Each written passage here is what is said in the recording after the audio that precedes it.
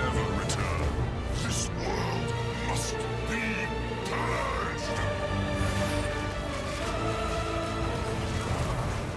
I've played Liminal Coil since week 1, which allowed me to get into the nitty-gritty of the archetype. Liminal Coil is the new unique you get from Ritual Pinnacle boss. It allows you to apply unlimited curses with no effect, and in return you get a lot of damage as extra per curse against enemies. As well as that, it grants a new spell, Coil Bolt. Being an item spell, it has 0 base mana cost. The extra projectiles you get are converted to splits. All projectiles infinitely chain between cursed enemies, and you only need 1 curse for chains to work. Happening significantly reduces the movement speed penalty you'd have compared to holding the button, reminiscent of the P1 Wanderer playstyle. The best way to automate curses is to run Blasphemy. Its area effect scales off of generic PvE instead of presence as some might think, and it also grants curses extra base area effect. And we don't care about less curse effect on the gem. Blasphemy's biggest upside is that it doesn't have the curse activation delay, meaning that it's instant on entering its effective range, which makes it insane for clear. While Blood Mage is a common choice with a solid baseline provided by Thunder the Flash for 15% base crit, and you don't have to pay any life for Coil Bolts, I ended up going for Tactician. A solid plan effectively doubles the spirit.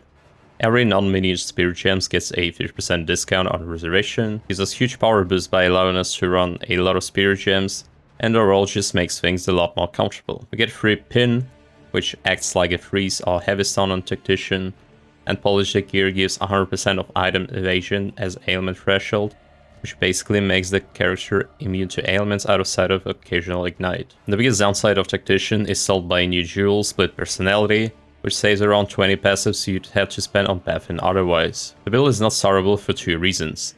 Liminal Coil is a high level endgame item, usually level 84 due to the Coil and Balls gem level. On Tactician you need certain items for the build to feel like a good mapper, for example Split Personality either for Shadow or Sorceress. If you plan on doing fresh start as Tactician, then I would suggest to do grenades, upgrade until you feel comfortable running regular tier 15s, and then farm up some currency and swap. In the description you'll see 3 different setups for Liminal Coil. The first one is what I call an entry point to play as the Liminal Coil. Sign Echo makes spinning even easier with the skill speed and damage on top. The bells get some useful offensive stats, such as cast speed and spell damage due to the Flask effect, which is up all the time with Love the Youngest. Bone Storm is your main single target spell at this point, and the more damage you have, the less reliant you become on using Bone Storm. The second setup is endgame with well-rolled items topping at Mage Blood. The movement speed is just unparalleled.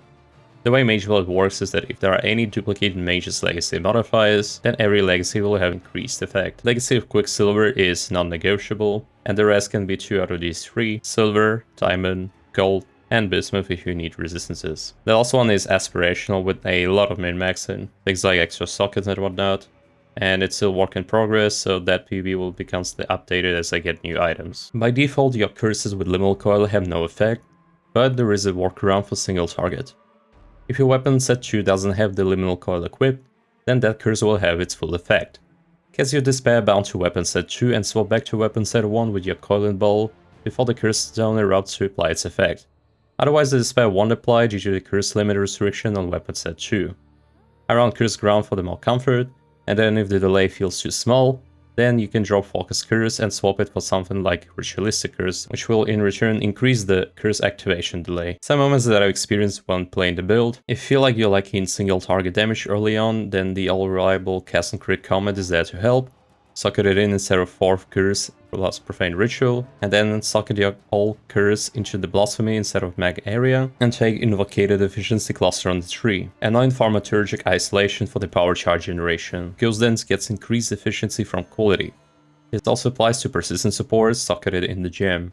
Socket it in your most expensive supports to save up a bit of spirit. Some people might ask about the new Calgarian Curse, which is Repulsion, and I've tried to play with it, and I had one big issue. For the purposes of damage as extra on Liminal Coil, the bonus only lasts for 1 hit, releases a Repulsion wave, and it's gone until the curse delay is over. And we fire 2 projectiles on cast, the Fizz and the Chaos, so effectively we get a bonus for half a cast over 1.5 seconds. And then the Repulsion wave procs didn't feel impactful enough on their own to run the curse. And yeah, that's all for this video. I really started getting interested in one particular theme from the GG reveal, and in point 3 it was Holopalm, and in point 4 it was Tornado, and this time around it's Liminal Coil, and I'm really glad that the build is actually pretty solid.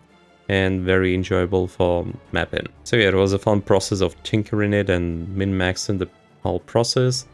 I still want to get some GG jewels, and then I'll probably move on to something different. So yeah, thanks for watching and see you around, everyone.